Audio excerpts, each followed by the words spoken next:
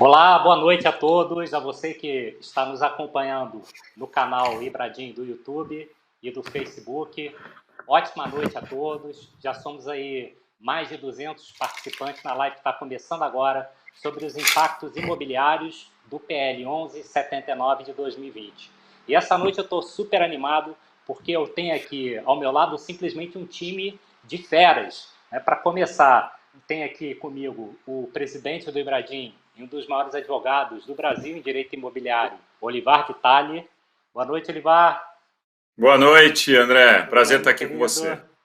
Aqui também meu companheiro de migalhas edilícias e de tantas outras lutas, Alexandre Gomide, que também é nosso diretor estadual, doutorando pela USP em Direito Civil. Tudo bem, Alexandre?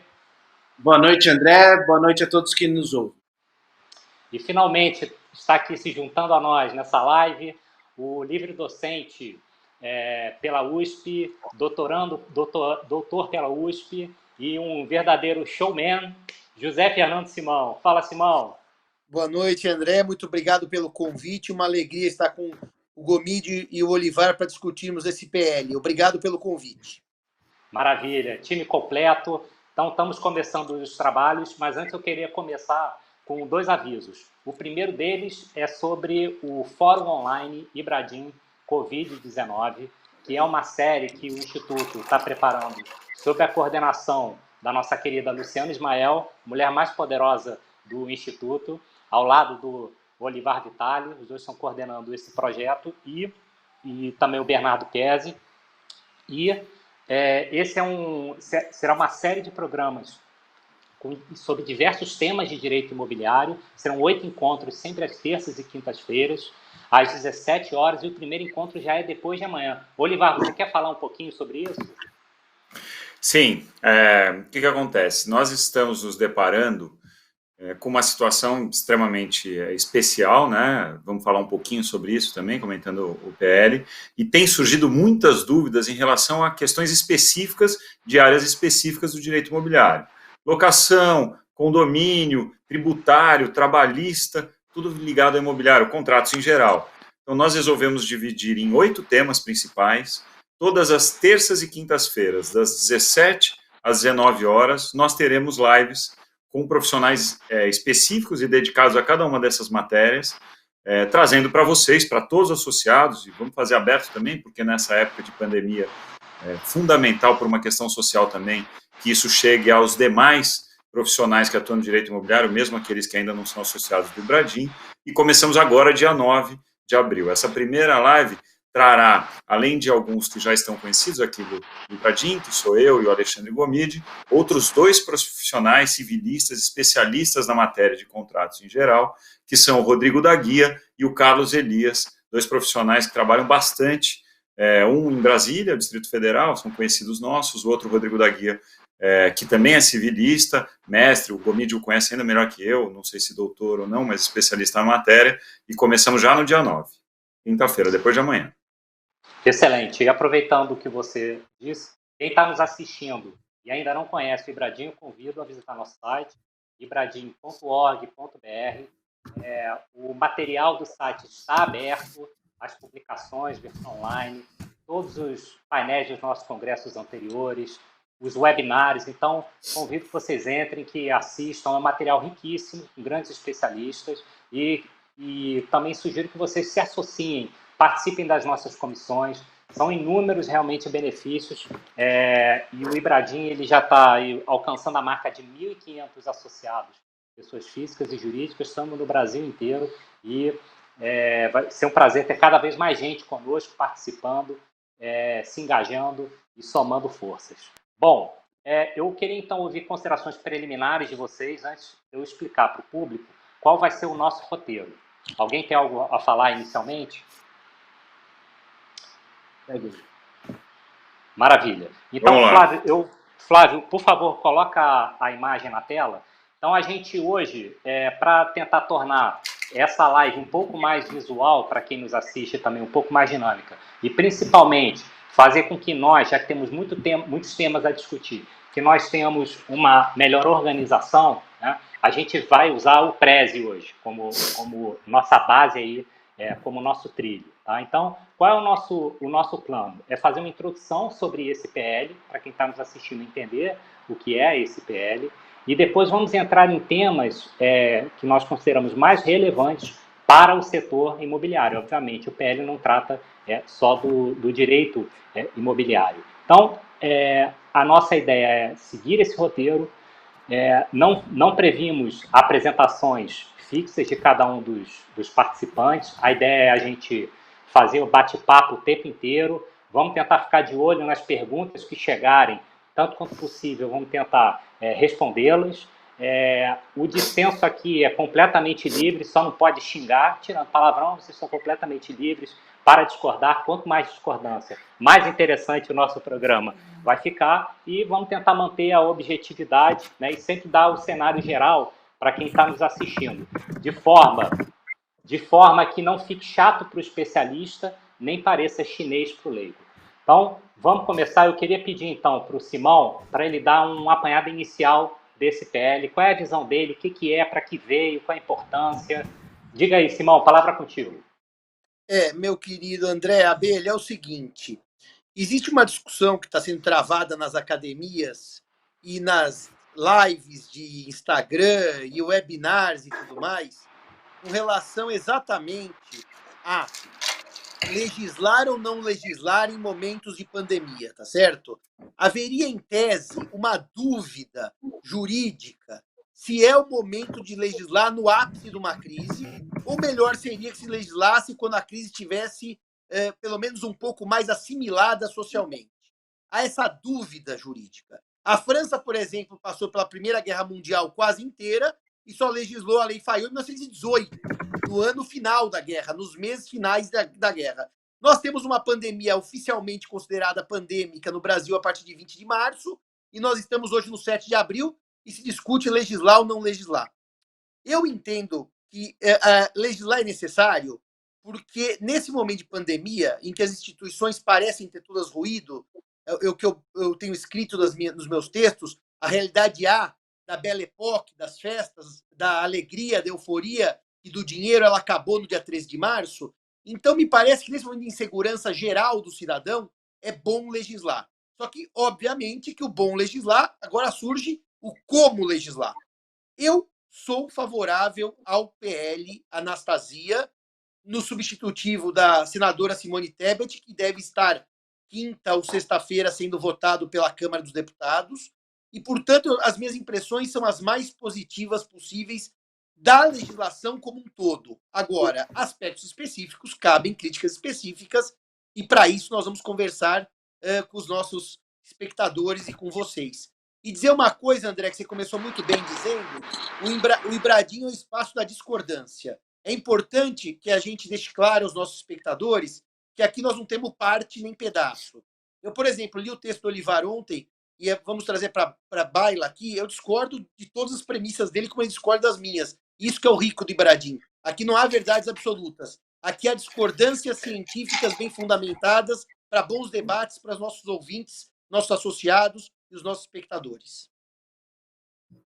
Então, antes de passar a palavra para o Olivar e para o Gomide, eu queria que você explicasse para quem está nos assistindo o seguinte: esse PL, se aprovado, ele vai alterar certas regras? Ele vai revogar algum artigo do Código Civil de leis especiais, ou vai ser simplesmente uma suspensão temporária da eficácia dessas regras? O PL, ele deixa claro já no artigo 1º que não revoga e não tira nada do sistema, ele suspende efeitos, né? O que é uma coisa boa, porque, como eu também tenho escrito, André, em tempos de caos pandêmico, as soluções são provisórias, temporárias, não são definitivas. E, portanto, meu amigo, o que está acontecendo, na verdade, é suspensão de efeito de certos artigos do Código Civil para superarmos a pandemia de uma maneira mais justa, mais equilibrada e menos caótica. Não se revoga nada, não. Você tem toda a razão. É só um problema de suspensão. Maravilha. Olivar, quer falar na sequência? Eu quero. Nós temos uma discussão, eu ainda não debati isso com o Simão, mas já debati com o André e com o Gomide, tive a oportunidade, que eu tenho um pouco de dúvida do quanto é fundamental ter uma legislação específica em tempo de pandemia. sei bem do histórico de 1918, da Lei Fayot, depois da Primeira Guerra Mundial, sei da importância que teve a França à época, mas eu acho que, especialmente do jeito que o substitutivo foi aprovado, o que foi contido, e principalmente com o que foi, a meu ver, extirpado dele, eu não enxergo que ele seja fundamental. Concordo que há um risco, principalmente no que diz respeito a opiniões diversas em primeiro grau de jurisdição, se não houver uma legislação específica, mas eu tendo, e não é a primeira vez que eu passo por isso, no que diz respeito à Lei 13.786 do Distrato, minha opinião era a mesma, que o melhor seria uma consolidação de entendimento da jurisprudência e não uma lei específica. Mas eu sei que eu sou minoria nessa voz, já entendi que não só o Alexandre como o André ou o Simão também não pensam assim. Mas já que o Ibradim também é divergência, eu tinha que pontuar a minha opinião. Queria ouvir também sua opinião e pedir ao Flávio, que está nos auxiliando aí na parte técnica, já botasse aí nos 3 primeiros artigos, o primeiro slide. Diga aí, Gomide, o que você acha desse PL? Ele faz mais bem ou só piora a situação? O que você acha? Boa noite a todos. Eu venho refletindo, essa semana foi uma semana de muita reflexão, assim como a semana passada, né? E eu concordo com o Simão, eu concordo que nós precisamos sim dessa legislação transitória. Eu, na verdade, era inclusive um pouco menos favorável a este tema. Eu tinha muita dúvida. Flávio, eu acho que por enquanto você pode voltar a câmera em mim, depois a gente devolve ali. Eu tinha muita dúvida em relação a certos artigos. Eu gostei das propostas do substitutivo e eu mesmo fiz algumas propostas. Os meus principais receios a essa legislação, no que nos importa aqui ao direito imobiliário, fiquei muito preocupado com relação à impossibilidade de concessão de despejo liminar, sendo que no Código Civil nós temos pelo menos 9 hipóteses em que é possível a concessão de despejo liminar. Algumas delas, a impossibilidade de concessão dessa liminar me parecia algo muito prejudicial ao locador e muito preocupante de uma maneira geral. Com relação à questão da locação, eu também fiquei, em certa medida, muito preocupado com relação à mora, da forma como foi concedida. Eu, inclusive, achava que a mora não deveria ser concedida não apenas nos contratos de locação residencial, mas também nos contratos de locação comercial, mas com alguns aspectos, tal como eu apresentei no meu projeto. Mas, de uma forma geral, eu concordo com o Simão. Me parece que a gente vai ter muitas ações judiciais, seja de revisão, seja de resolução contratual, e o PL, de uma maneira geral, ele traz uma maior tranquilidade, ele sistematiza um pouco questões que, de fato, têm uma implicância prática muito imediata e urgente e que realmente o legislativo ele tem que dar uma resposta rápida. Então, eu concordo, sim, eu até pensava que, eventualmente, o PL não valeria a pena a aprovação imediata, mas eu refleti, eu acho que a gente está diante de uma emergência e tenho certeza que o PL vai trazer muitos benefícios a todos nós. Maravilha. Então, só também para dar minha opinião rapidamente, eu também acho que o PL, se bem trabalhado, acho que ainda há chance disso acontecer na Câmara dos Deputados. Enfim, já melhorou, os substitutos já melhoraram a qualidade, o que estava previsto era muito pior do que se conseguiu fazer. Acho que ainda poderia ser ainda melhor, ainda ficaram alguns artigos problemáticos, a gente vai falar sobre eles, mas eu acho que uma lei dessas ela tem a capacidade de, primordialmente, reduzir a segurança jurídica, que eu acho que é o grande mal que nós podemos ter, que seria uma loteria no judiciário e uma falta de parâmetros, né, inclusive para as partes negociarem acordos e evitarem os litígios. Pois bem, então, Flávio, peço que você volte lá para o cenário geral, para a gente, então, visualizar qual vai ser o nosso primeiro ponto aí nessa lei, né? Então, agora, essa lei, ela também, uma das questões que ela fez foi tratar dos prazos de prescrição, decadência e uso capião. Quem quer começar falando desse tema? Eu. Pronto. Artigo 3º está aí na tela, artigos 3º e artigo 10, para todo mundo ver. Simão, pode começar então. Ô, Abelha, os nossos ouvintes estão comentando aqui no chat duas coisas que eu quero dizer. A primeira, um ouvinte está dizendo, mas o PL não é completo. O PL não é completo e seria impossível ser completo. É uma época de pandemia, de caos, de confusão. O PL é o possível e não o ideal nem o desejável. Aliás, o Congresso nunca legisla no ideal e no desejável. Entre o ideal e o desejável, ele acaba ficando com o possível. Primeira nota. A nossa ouvinte e espectadora traz mais uma questão relevante aqui, que é o que você me pede para comentar. Esse PL ele é fundamental para suspender prazo prescricional e decadencial. André, Gomide e Olivar. Se ele tivesse um único artigo, que é o artigo 3º, suspendendo prescrição e decadência, ele seria completamente útil. Quero dar um exemplo a vocês. Conversava eu agora à tarde com um dos diretores do Procon de São Paulo. Eu estou organizando uma live sobre direitos do consumidor em tempos de pandemia, e ele mostrava as dificuldades que a população se sujeita a buscar seus direitos numa época pandêmica. Não se acha advogado, é difícil o contato. É verdade que os prazos estão suspensos, mas que o trabalho em processo eletrônico está andando. Então, o artigo 3º, que está aí na tela, ele é um artigo de alta relevância jurídica, porque ele permite que o sujeito possa buscar os seus direitos pós-pandemia. Ele permite ao sujeito que está confinado, como deve estar, que é o ideal para a saúde pública nesse momento, sem que ele tenha perda de direitos porque está confinado. Ou seja, o que faz o artigo 3º, aliás, a minha livre docência foi exatamente sobre prescrição e decadência, o artigo 3º faz exatamente o que tem que ser feito. Suspende a prescrição, suspende a decadência, o curso do prazo prescricional, o curso do prazo decadencial. O artigo 3º vai dizer: os prazos prescricionais consideram-se impedidos ou suspensos a partir da vigência desta lei até 30 de outubro de 2020. E daí o parágrafo 2º vai dizer que o mesmo prazo se aplica à decadência, o mesmo prazo impeditivo ou suspensivo. Impeditivo quer dizer que a prescrição ou a decadência não se iniciam. Impeditivo, param, ficam 0, 0, 0, 0. E suspensivo, aqueles prazos prescricionais decadenciais que já correram, paralisam-se e depois retomam o seu curso em 30 de outubro.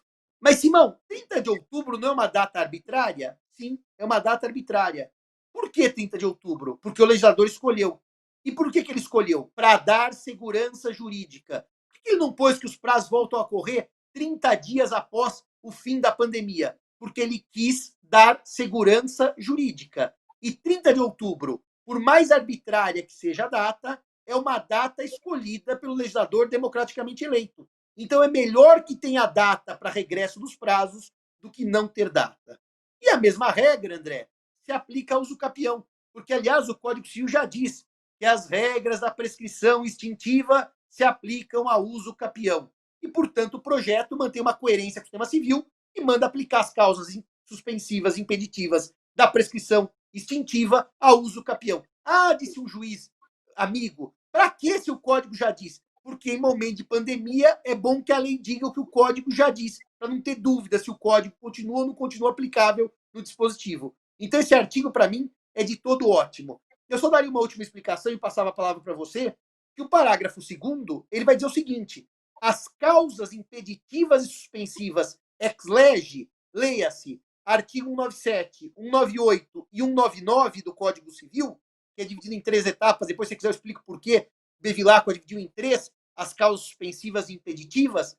Essas causas legais não se afastam pela suspensão da lei especial temporária. As causas especiais prosseguem no sistema, produzindo seus efeitos suspensivos e impeditivos. Portanto, a lei, o Código Civil, nesse ponto, não é afetado pelo PL, pelo projeto Anastasia. Só para esclarecer para quem está nos assistindo, o Gomide deu uma palhinha sobre locações, mas nesse cenário de introdução. A gente vai falar especificamente sobre o artigo 9º, o antigo artigo 10º, enfim, tá? Então todo mundo vai ter a chance. Olivar, queria suas considerações e depois tem uma pergunta para o Gomide. Tá, eu quero concordar integralmente com a questão desse artigo. Eu acho que quando eu falo que não precisaria de lei, ou pelo menos não precisaria de essa lei, do jeito que o projeto substitutivo foi aprovado, é justamente porque ou você reduz a algo mais aberto e fundamental como esse, do prazo prescricional e do prazo decadencial, ou você resolve atingir tudo aquilo que diz respeito às relações privadas, e o projeto pretende atingir as relações privadas, e não elege uma ou outra como aconteceu na SPL. Então, em relação a esse artigo específico, eu estou completamente de acordo, já que vai ter uma lei específica para o momento de pandemia, tem que tratar disso, tem que suspender ou interromper esses prazos, e aí, trazendo para o nosso mundo do direito imobiliário, isso vai atingir prazo de carência dos 6 meses do artigo 34 da Lei de Incorporação, prazo máximo de 4 anos do loteamento da Lei 6766 de 79, prazos específicos, no meu modo de ver, estou dando a minha opinião, de alvarás de execução de cada município em relação a obras a serem erigidas. Eu acho que tem diversos prazos. De preferência, como disseram aqui, exercício do direito de preferência. Perfeito. Ou seja, tem diversos prazos que emanam do exercício desse direito imobiliário, que com esse artigo você simplesmente resolve e pacifica. Uma coisa que é muito importante, que eu acho que o Simão, ainda que indiretamente passou por isso, é que esse PL tem que ter uma importância fulcral, no meu modo de ver: evitar litígio, evitar uma enxurrada de medidas judiciais. E esse artigo ele é fundamental. Se você pegar todos os artigos do projeto de lei, no meu modo de ver, o que realmente vai fazer diferença no Poder Judiciário para evitar pretensões existidas entre as partes em relação privada é esse artigo. Maravilha. Ação renovatória, Gomide. Alain Melo nos pergunta: o prazo para ajuizar a ação renovatória? Poxa, já me coloca numa fria, assim, prazo processual da ação renovatória. A gente não fez esse disclaimer antes. É prazo processual ou decadencial? Decadência. Decadencial, poxa. Está no parágrafo. Do 51, não é isso? São 6 meses a partir... Responde você. Entre um ano e 6 meses. Então, resumindo, pelo parágrafo 2º do artigo 3º do projeto, até então aprovado no Senado, sim, é decadencial e está abraçado pelos prazos não correrem, digamos assim. Maravilha. O Fernando Blasco, que é grande tabelião em São Paulo, cara altamente tecnológico, mandou um abraço, querido amigo. Ele faz a seguinte pergunta, e quem quiser segurar essa batata quente, por favor, me fale. Ele diz o seguinte: a norma permite a leitura de que a posse poderia se iniciar mesmo durante a pandemia? Olha, o Fernando foi meu aluno de graduação e foi da turma que eu fui para a Ninfo e foi meu orientado de trabalho de final de curso. O Fernando é um amigo de longuíssima data. A posse é um fato. A posse não se interrompe, nem se suspende, nem se impede. Agora, o prazo de uso capião decorrente da posse se impede ou se suspende. Portanto, não é a posse como fato jurídico, Perfeito. É o efeito da posse. Claro que a posse da posse. Existe, mesmo com prazos impedidos ou suspensos. Mas o efeito ad uso capionem fica obstado por força do PL no seu artigo 3º. Excelente. Mais alguma consideração sobre os prazos de decadência, prescrição ou de uso capião? Não, eu tenho sim, eu tenho uma consideração importante. A leitura do artigo 3º é a seguinte: 2 pontos. Os prazos prescricionais consideram-se impedidos ou suspensos, conforme o caso, a partir da vigência desta lei até 30 de outubro de 2020. Eu acho que isso é um problema. O comando da lei, e isso do projeto de lei, e isso você subtrai do parágrafo único do artigo 1º, é que para os fins dessa lei, considera-se 20 de março de 2020, data da publicação do Decreto Legislativo número 6, como termo inicial dos eventos derivados da pandemia. Ora, se o parágrafo único do artigo 1º trava em 20 de março, por que o artigo 3º fala que os prazos prescricionais só consideram-se impedidos ou suspensos a partir da vigência da lei?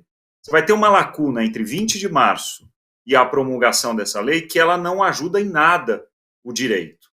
No Posso meu modo de responder, ver, André? e nós, só terminando, no meu modo de ver, isso pode gerar conflito, contradição. Acredito até que se passar assim, o judiciário vai apreciar e vai considerar a partir de 20 de março, mas eu acho que pode gerar conflito e contradição. E uma das emendas que certamente esse projeto receberá para a Câmara é que esse artigo 3º seja alterado para que considere todas as datas, inclusive esse de 20 de março de 2020. Se mal responder, é só avisar quem está nos fazendo perguntas específicas sobre locação, sobre contratos. Eu vou pedir que vocês reiterem essa pergunta quando a gente chegar no tema, tá bom? Para a gente conseguir responder. Diga aí, Simão. Não, Olivar, a Câmara não pode emendar nada nesse artigo por uma questão muito simples. A prescrição que já ocorreu antes da aprovação da lei não pode ser apagada como se não tivesse ocorrido. Então é um problema de segurança jurídica básica. Por isso que a lei fez muito bem de dizer que é só da partir da aprovação. Sabe por quê?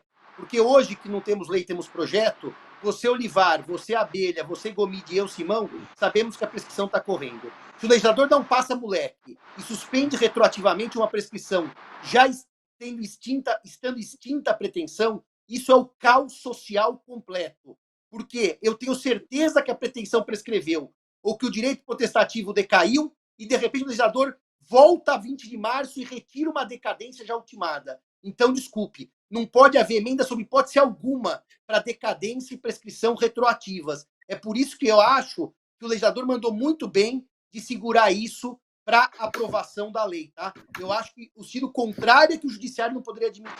E vou mais longe. Se um juiz pegar uma prescrição que está interrompida com a sanção da lei e publicação, vamos chutar uma data qualquer, 10 de abril tem a publicação da lei, e ele retroagir para 20 de março, ele comete um crime hediondo ao sistema, porque ele pega uma prescrição que estava correndo, uma decadência que estava correndo, e suspende com base num projeto de lei que não virou lei. Então, eu peço desculpas na minha discordância, mas está certíssima a lei, e é bom que a gente não insista em pegar decadência e prescrição já ocorridas e desaparecer com elas por lei, voltando a 20 de março. A pergunta interessante aqui do Ricardo Loureiro. Deixa eu posso só fazer um adendo, André? Posso só terminar? Para a gente não ficar batendo só nesse ping-pong da discussão. E aí entra, talvez, por que eu acho tão importante o judiciário sedimentando e não jogar tudo para a lei. Eu acho que hoje, com a situação de pandemia que nós vivemos, essa questão de eventual alegação de uma parte, no caso concreto, de que, por tudo que está ocorrendo, o prazo, principalmente falando de prescrição e não de decadência, não deveria estar correndo por conta da situação atual, independentemente de lei, eu acho que é válido e acho que tem fundamento. Por esse motivo, repito, no meu modo de ver, o objetivo principal da norma, que é evitar litígio, ela faria um bem para a sociedade se ela já reconhecesse que os prazos não correm desde 20 de março, óbvio, respeitando totalmente a questão formal e a explanação e fundamentação do Simão. Bom, então, voltando à pergunta aqui do Ricardo Loureiro, ele diz o seguinte: o prazo de tolerância de 180 dias da Lei de Incorporações não existe justamente para hipótese de motivo de força maior? Vai suspender também? Eu só queria esclarecer, puxar essa bola, o seguinte: Ricardo, veja que a lei suspende prazos de decadência e de prescrição. Aqui é um prazo de cumprimento da obrigação do incorporador. Tá? Então, essa questão de força maior, isso não está regulado por esse artigo. Entendeu? Isso é regulado por outra questão. Diga lá, Gomide. Não, acho que você, em certa medida, já respondeu. Isso não é realmente... O prazo de tolerância não é um prazo decadencial, diferente do prazo de carência, né, dos 180 dias. Esse sim, naturalmente, é um prazo decadencial. O prazo de decadência, para que o incorporador desista da incorporação, é naturalmente um prazo decadencial.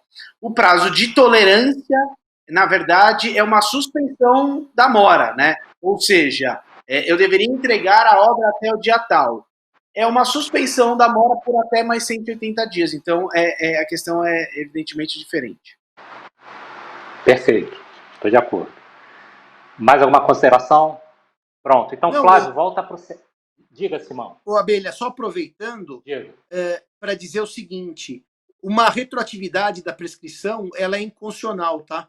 Porque a prescrição já se ultimou e a decadência também, e a lei volta e ela torna o ato jurídico perfeito absolutamente ineficaz. Então, qualquer chance de retroatividade, a Constituição, se o legislador errasse mas não vai errar. Nós estamos bem de olho nisso, nós estamos com um grupo grande de olho nesse PL, a gente conseguiria a inconstitucionalidade do dispositivo retroativo, tá? É só a partir da vigência da lei. Aliás, com grande adesão aqui, abraço ao professor Ricardo Lupion, que nos assiste. Maravilha. Podemos seguir? Vamos seguir. Sim. Então, vamos lá, Flávio. Volta aí a tela, por favor, para todo mundo ver. Pode voltar ao cenário principal.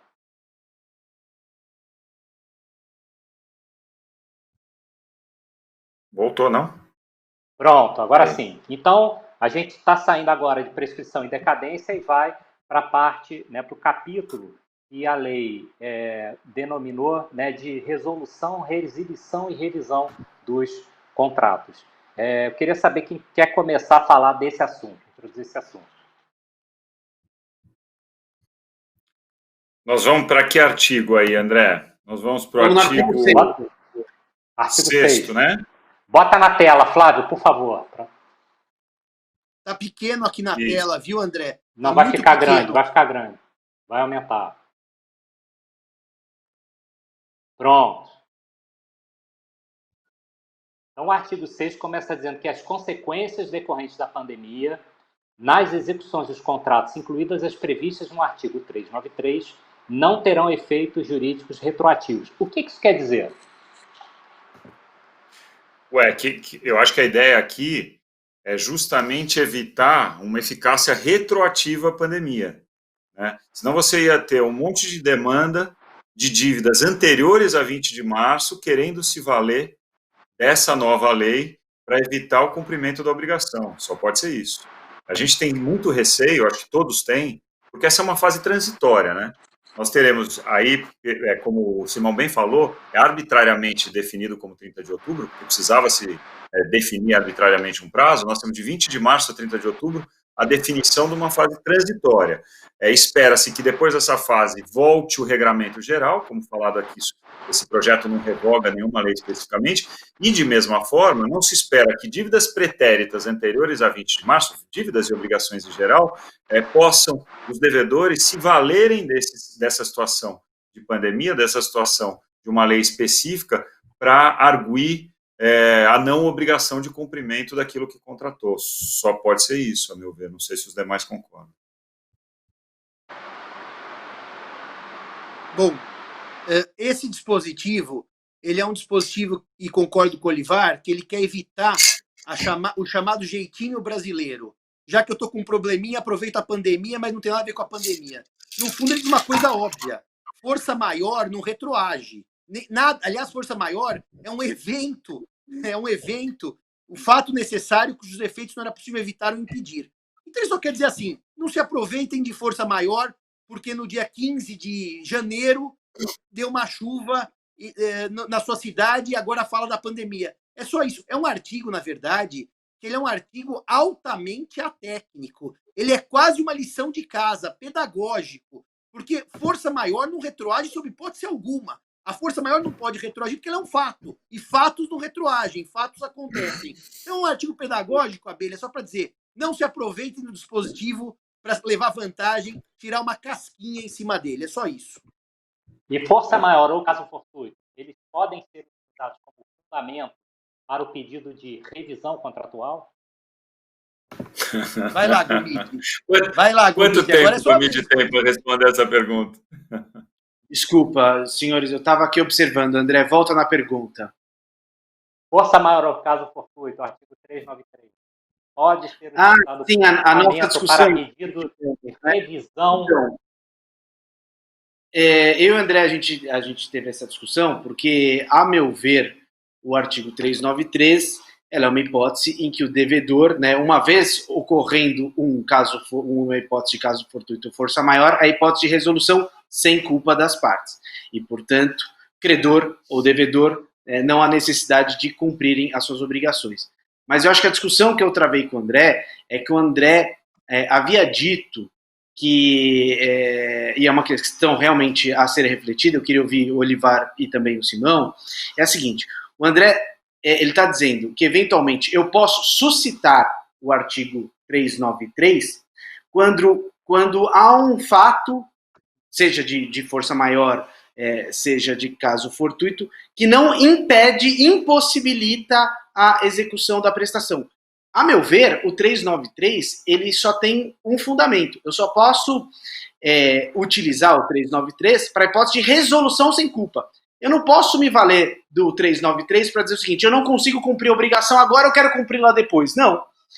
Isso, a meu ver, não se aplica o 393. A hipótese de, se eu, eventualmente, devedor, comprovo que eu não consigo cumprir a prestação, eu vou asseverar o artigo 393 para dizer, eu quero a resolução sem culpa, da mesma forma o credor. Mas é sempre hipótese de resolução. A obrigação, ela se resolve, ela não se prorroga para um momento posterior. Essa é a minha opinião.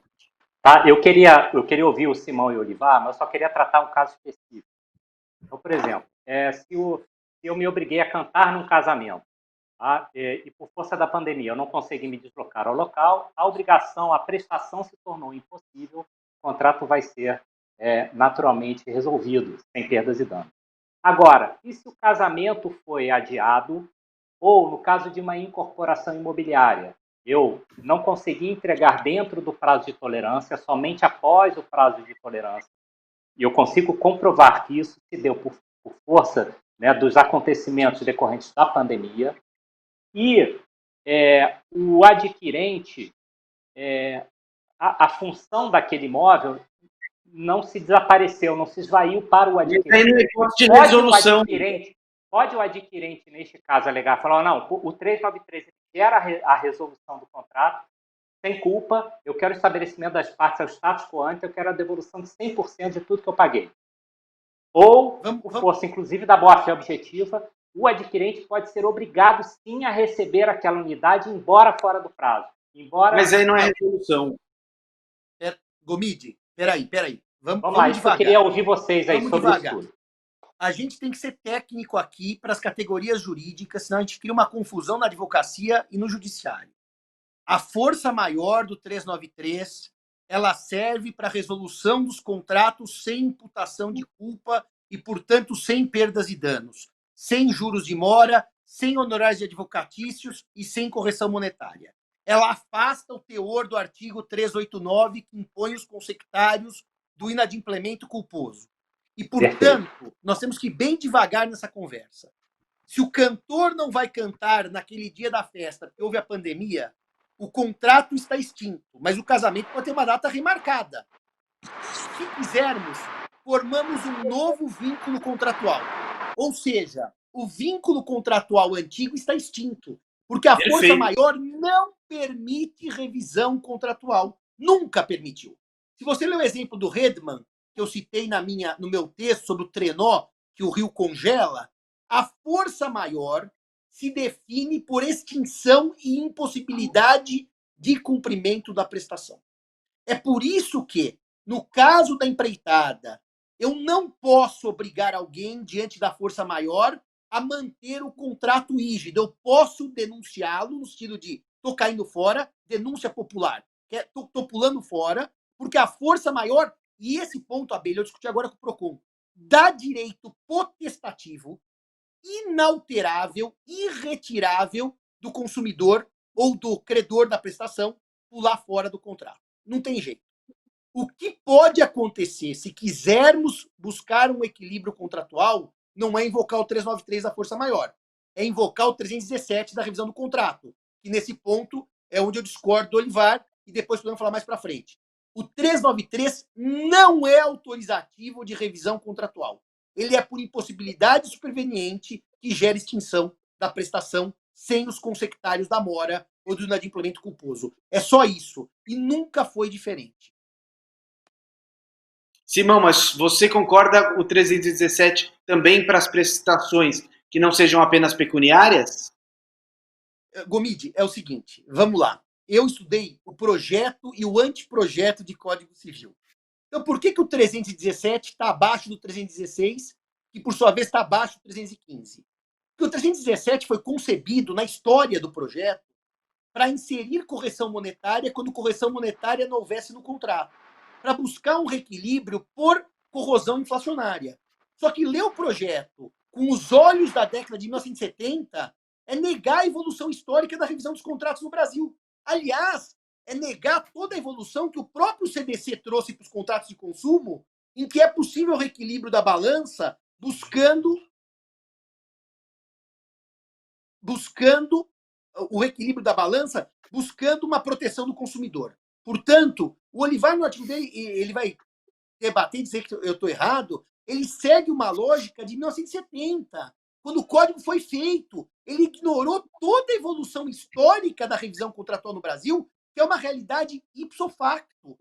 Agora, o Olivar pode me dizer, mas Simão, por que não seguimos o código na sua inteireza e mantemos 317 para a correção monetária? Por uma questão simples. E eu li isso com o professor Junqueira, que ele cita no artigo dele. O professor Junqueira uma vez me disse na sala de aula, Alexandre Gomide, o seguinte: quando a gente defende a revisão do contrato, é por um princípio de conservação do negócio jurídico.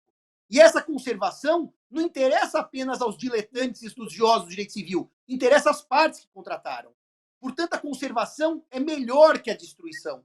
E é por isso que a abertura, o alargamento que a doutrina deu ao 317, ele é perfeito para atender a ideia de conservação do contrato. E é esse o grande artigo, que depois, se o André quiser, a gente fala sobre isso, que discute base do contrato, a base objetiva do negócio jurídico. Você está sem som, André. Você está sem som. Olivar, segue você. Tá, eu continuo sem som. Alô? Não, voltou. Com som agora. Voltou, pronto. Eu vou querer voltar nesse ponto, Simão, mas antes, eu queria falar mais um pouco dessa questão do prazo da entrega da obra. Você disse que o adquirente ele vai ter o direito potestativo de denunciar o contrato operando sua resolução e, portanto, sua extinção.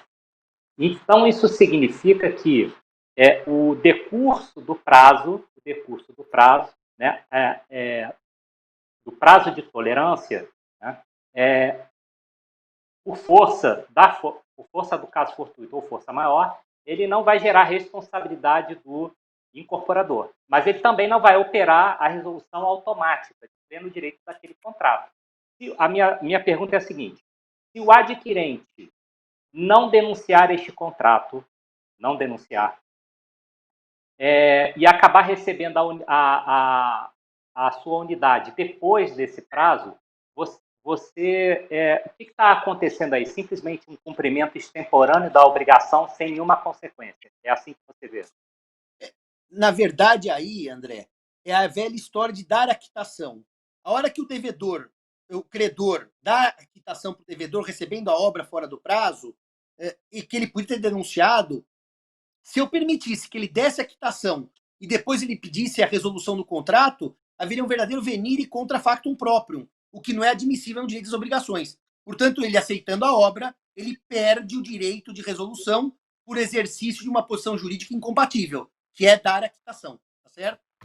Então, se eu só não entreguei dentro do prazo de tolerância por força maior, e se o adquirente tem o direito potestativo de operar a resolução do contrato por denúncia, recebendo tudo o que pagou, isso não pode gerar comportamentos oportunistas?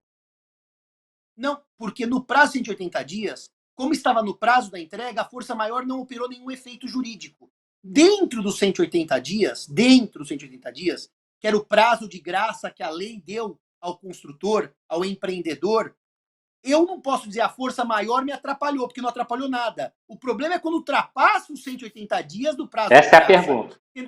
Porque no prazo de graça, é nome técnico, prazo de graça que a lei deu ao empreendedor, o comprador não pode alegar força maior.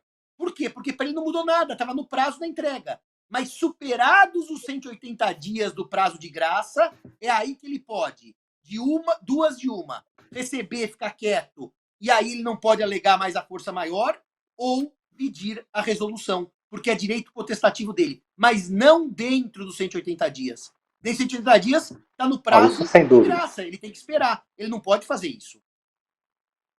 Não, mas a minha pergunta é se não seria um oportunismo do cara que, passados 4, 5 dias, 30 dias do prazo de tolerância, portanto, o prazo se venceu, passaram-se 180 dias, a unidade não foi entregue, só foi entregue 30 dias depois, por força da pandemia.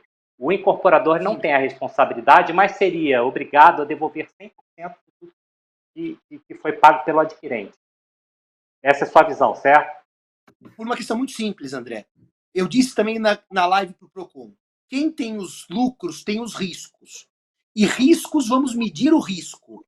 Aliás, eu vou fazer uma live, Alexandre, você tem que participar para ouvir com a Angélica Carlini segunda-feira sobre riscos contratuais, que é tema do seu doutoramento, tá? Eu quero dizer o seguinte para você, André. Perdas e danos, estão perguntando aqui, mas não cabe indenização, não cabe... Não cabe, porque foi a força maior. Mas dizer que eu, consumidor, assumo o risco do seu negócio, não podendo me livrar do contrato, isso é um equívoco. Eu posso denunciar o contrato. Agora, tem uma coisa bonita aí, André, que eu estava falando com o Procon hoje, quero construir com vocês que estão me ouvindo, que eu entendo que essa devolução pode ser feita em moldes parcelados, fugindo-se da legislação aplicável ao setor. Eu explico por quê. Não há interesse jurídico no sinalagma contratual em desfazer e quebrar o agente que trabalha, o player do mercado. Ou seja, a consultora devolve tudo à vista. Eu entendo que numa situação pandêmica e de caos econômico, poderia sim o juiz dizer que a devolução se dá por parcelas corrigidas monetariamente para evitar a falência do agente incorporador. Quando eu digo falência, lato, não é falência da vara de falência, é falência do sistema jurídico e falência do player do mercado, está entendendo? Eu entendo que aí a pandemia permite uma diluição do regresso, diluição da restituição, para evitar que haja um acúmulo e grandes perdas por parte do agente incorporador. Eu queria falar um pouquinho, André, a respeito disso tudo. Bom, primeiro que obviamente, eu não vou aqui entrar num debate específico de regras de direito civil com o professor Simão. Não à toa que ele é o professor Simão. Eu vou trazer um pouquinho do mundo prático aqui que eu vivo, tá? E como eu enxergo a relação privada. Primeiro, eu acho fundamental nós definirmos se estamos tratando de uma relação de consumo ou não relação de consumo.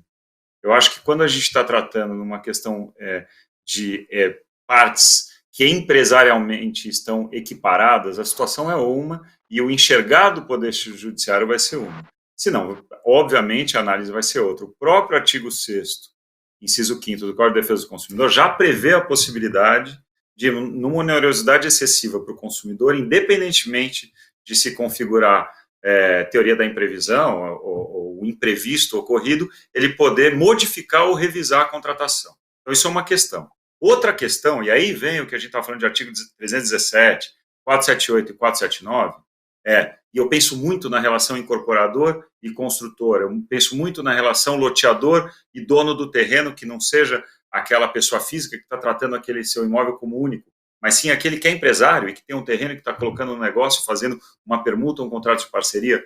Uma relação como essa, a meu ver, aquilo que as partes negociam e contratam, ela tem uma necessária rigidez que, se uma das partes não tiver condições de honrá-la, ainda que por um fato extraordinário ou imprevisto, que é o que prevê o 478, essa parte, comprovando a onerosidade excessiva e mencionando a vantagem do credor, porque também, apesar da lei ser categórica em falar em vantagem extrema, a gente sabe que tanto doutrina quanto jurisprudência, ela não trata isso de forma com tamanho rigor como a comprovação da onerosidade excessiva do obrigado ou do devedor. Se o devedor não for cumprir aquilo que foi contratado, ele pode sim recorrer ao judiciário, depois de toda a negociação, da parte da conduta das partes, princípio da conservação do contrato e tudo mais, e pedir a resolução do contrato. É isso que diz o 478. Por outro lado, o credor pode concordar e aceitar a resolução do contrato, ou ainda que ele se negue, ele terá que aceitar a decisão do juízo, e se o juízo entender que estão configurados esses requisitos, ele vai determinar e julgar pela resolução do contrato, mas pode sim o credor, que contratou em bases diferentes, que necessariamente está tendo alguma perda, porque se perda não houvesse, não teria sido proposta a ação, pedir por modificação equitativa, e ali está o 479, que o contrato seja mantido. Mas no meu modo de ver, pode falar que eu estou antigo em 1970, pode ser, eu sou antigo para algumas coisas mesmo. No meu modo de ver, não pode o Poder Judiciário, e o Código Civil foi categórico em relação a isso, entrar na negociação das partes e obrigar o credor a aceitar uma prestação menor do que ele fez. Porque se o credor fosse obrigado a aceitar uma prestação menor do que ele contratou, colocando preço no negócio dele, colocando a exigência mínima para contratar, ele não teria contratado eventualmente, se soubesse, ficaria na mão do judiciário. Eu sei que essa é uma posição que o doutor Simão e outros, o professor Simão e outros pensam diferente, aplicam 317, que a mim está completamente fora de contexto, mas eu sei também que na interpretação do Código Civil, alguns civilistas se valem de questões que não dizem exatamente isso, mas aproveitam para abrir. A própria ministra Nancy Andrighi, num julgado dela de 2009, eu menciono isso no meu artigo publicado no Migalhas Edilícias, se valeu do 317, dos princípios de boa-fé, conservação do contrato, para dar um alargamento ao 317. No meu modo de ver, é uma intervenção do Estado, no caso do Poder Judiciário, numa negociação entre partes, relembrando, em questões que não envolvam relação de consumo. Você envolver relação de consumo, foge disso, vai para o artigo 6º, inciso 5º. Mas, repito, isso é uma questão da prática do negócio, talvez não dos livros e da doutrina. Queria falar um segundo também. Gomes, deixa eu dizer uma coisinha antes de você fazer a intervenção, Abelha. Sabe o que eu acho interessante? Eu fico lendo aqui os comentários dos nossos ouvintes, que são claramente pessoas que são da área e que advogam na área e que defendem seus clientes com bastante afinco.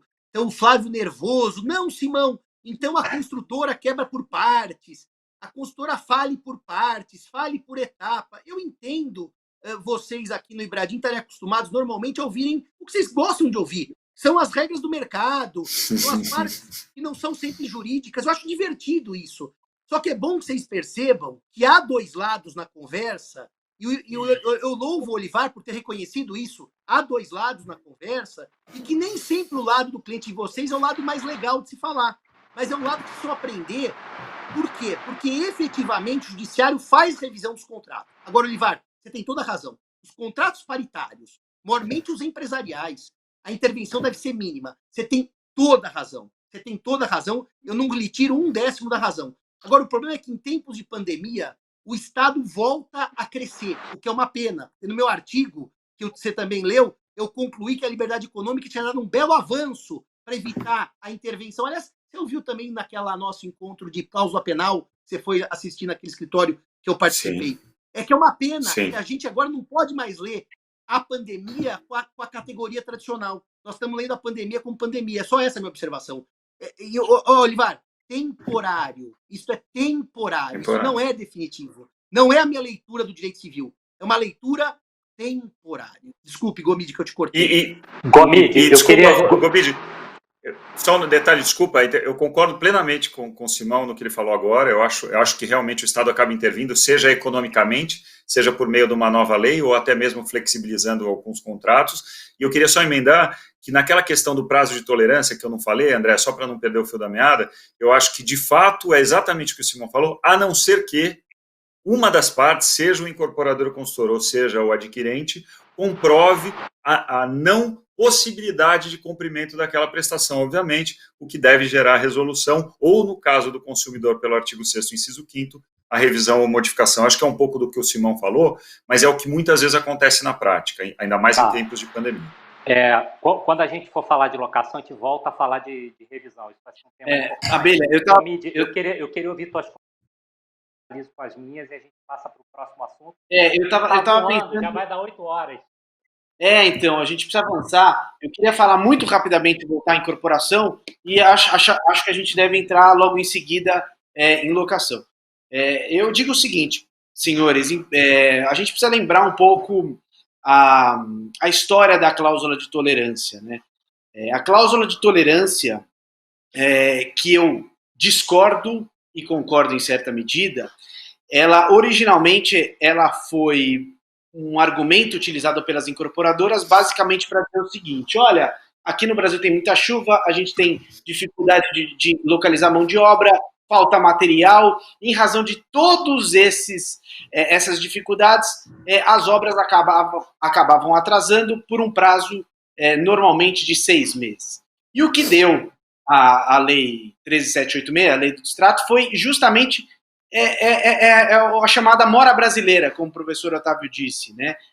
Ou o Simão, um período de graça. E não obstante eu fazer a comprovação de qualquer problema de atraso, eu posso ter tido um ano perfeito com o clima, eu posso não ter tido ausência de materiais, independentemente de qualquer problema, eu sempre posso atrasar os 180 dias. Eu sou favorável à cláusula de tolerância, desde que pelo menos o incorporador tivesse feito a prova da necessidade de se utilizar o prazo. Da forma como está previsto na lei, é realmente um prazo de graça. Agora, justamente isso. Será que eu posso somar esses outros prazos, né? Ou seja, será que eu posso somar a excesso de chuva, a ausência de materiais, a falta de mão de obra, também com o coronavírus? Vejam, na minha concepção, se o coronavírus interromper, paralisar as obras, e a paralisação tem ocorrido agora há muito pouco tempo, por um prazo de, sei lá, 30, 60 dias, o incorporador querer utilizar o prazo de 180 mais 60 é algo impensável. Agora, eu estou de acordo com o Olivar, e se eventualmente a pandemia, a gente não sabe ainda, a pandemia no Brasil se agravar e as obras ficarem paralisadas por 250 dias ou mais, a gente não sabe o futuro, ou seja, é impossibilidade de cumprimento da obrigação. Né? Aí sim, eu estou de acordo, aí é a hipótese do 393, pode ocorrer eventualmente a resolução do contrato por caso fortuito ou força maior, mas também acredito que o Poder Judiciário, e aqui é um achismo, Poder Judiciário vai abrir válvula de escape para a revisão dos contratos, seja para que o adquirente deixe de pagar as prestações por um período de graça também para o adquirente, e tenho certeza de que, se o atraso for de 4, 5, 10 dias após o prazo de tolerância, o período judiciário também abre uma válvula de escape para permitir um prazo de tolerância ainda maior. Isso é achismo meu. O André, e se me permite concordar com o Gomide, só concordando com o Gomide, as decisões liminares do judiciário, eu tenho um juiz amigo que está me mandando pilhas de decisões por dia. Elas são assustadoras para o cliente dos senhores, tá? Porque a mora total, é moratória absoluta e não paga nada. Estão liberando os clientes de pagar tudo. Se as consultoras estão com medo da frase do professor Simão, que é parcelar a devolução do dinheiro, eu teria medo das decisões que estão sendo concedidas. É mora completa e absoluta, sem qualquer chance de o construtor, o incorporador pagar alguma coisa. Então nós estamos falando num mundo que é o mundo dos juízes. Perfeito, Alexandre. Você está de parabéns com a sua ponderação.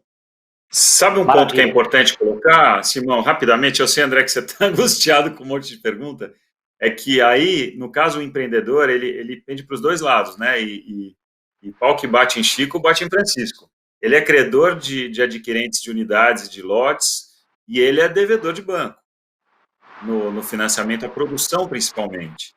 Então, tem os dois lados. Por um lado, ele pretende se eximir da obrigação de pagar em tempos de pandemia, e aí ele aceitaria se eximir o devedor eximir fazer o pagamento pelas aquisições pelo período da pandemia, mas o grande receio dele é ele não ser isento do pagamento das obrigações contraídas, seja com banco, seja com terrenista, seja com outros entes, seja com construtor, e ao mesmo tempo não receber. Esse é o receio dele. Muita gente está comentando isso também, né? Isso certamente vai trazer um grande prejuízo ao patrimônio de afetação, porque a inadimplência dos adquirentes significa ausência de dinheiro para prosseguir com a obra também, né? Isso, mas a análise do juiz não vai se alterar por ter ou não patrimônio de afetação. Essa eu tenho uma dúvida muito grande, só rapidamente, muito rapidamente de novo, André. Prometo que depois eu não falo mais até você me dar a palavra. Qual a autonomia do incorporador num patrimônio de afetação para negociar o diferimento, a suspensão dos pagamentos do preço pelo adquirente? Vamos fazer um rapidíssimo exercício. Você tem um empreendimento de 20 unidades vendidas. As 20 já foram vendidas, dos 20, 10 vêm negociar diferimento de preço por conta da pandemia. Esse incorporador, ele tem autonomia para diferir, porque ele não está prejudicando o bolso dele, ele está prejudicando a coletividade. Aí lá na frente, o empreendimento não é entregue no prazo devido. Esses outros 50% que estão pagando em dia vão falar, mas a responsabilidade é sua, total sua. Porque você é que permitiu, você é que negociou. Será que, por um lado, não haverá empreendedores falando, eu não posso diferir, eu preciso jogar para o Poder Judiciário, senão essa responsabilidade direta é minha? Só para jogar para o alto uma dúvida que eu acho que vai acontecer no mercado. É a Diga, Simão, pergunta fala aqui aí. de um ouvinte nosso, um espectador, o Flávio. Por isso, não, quem disse aqui? O Luciano, o problema é que o impacto atinge os adquirentes. É claro que atinge. E, aliás, você ouviu a minha primeira frase da live, é que é um jogo de perde-perde. Na pandemia, com estagnação econômica e inflação e desemprego, não tem jogo de ganha e perde. Então, meu amigo, a vitória de um pode implicar a derrota de todos, Olivar. E nós vamos ter... É que nós não estamos acostumados com essa crise. Nós não vivemos isso. Ninguém aqui viveu a gripe espanhola, ninguém aqui viveu a Segunda Guerra Mundial. Então, o raciocínio do nosso amigo que pergunta é perfeito para um direito que não existe nesse momento. Esse que é o problema todo. Aquele direito da realidade A acabou dia 13 de março. E agora nós estamos tentando ajudar vocês a raciocinar na realidade B, que é um jogo de perde-perde. Só isso que eu queria dizer. Perfeito, perfeito. Eu só queria fechar dizendo o seguinte, que eu não acho que o 393 gere direito à revisão. Pelo contrário, eu acho isso completamente absurdo, uma excrescência jurídica. Assim. O que eu acho é que a minha dúvida é se nessa situação pandêmica, se eventualmente o exercício desse direito potestativo impedir a resolução, denunciar o contrato, não seria um exercício abusivo do direito. E a boa-fé seria capaz de frear em casos específicos em que não houve a perda da função daquele imóvel para o adquirente. Aquele adquirente que consiga comprovar um motivo para o exercício daquele direito. Então, eu entendo que, em determinadas situações excepcionais, porque a regra, sim, é o direito à resolução, que, com base na boa-fé, com base no abuso do direito, o incorporador poderia, sim, evitar o exercício desse direito à denúncia do contrato. Isso é como eu vejo. Bom, mas já são 8h07, né? A gente tem uma trilha ainda a seguir, a gente vai ter chance, eventualmente, de voltar nisso. Eu queria entrar agora em locação, que é um tema que está interessando bastante as pessoas. Eu vou pedir ao Flávio para botar o slide para aparecer o artigo 9º, que permanece no PL, e o artigo 10, que está em vermelho, porque ele foi excluído. Não é, esse artigo 10, ele não seguiu para a Câmara dos Deputados. Está aí na tela. Quem quer começar a falar sobre isso? Gomide? Posso começar? Pronto, manda bala. Flávio, puder voltar em mim rapidamente, antes da gente jogar aqui. Ou dividir, se você puder dividir a tela. Primeiro eu vou falar do projeto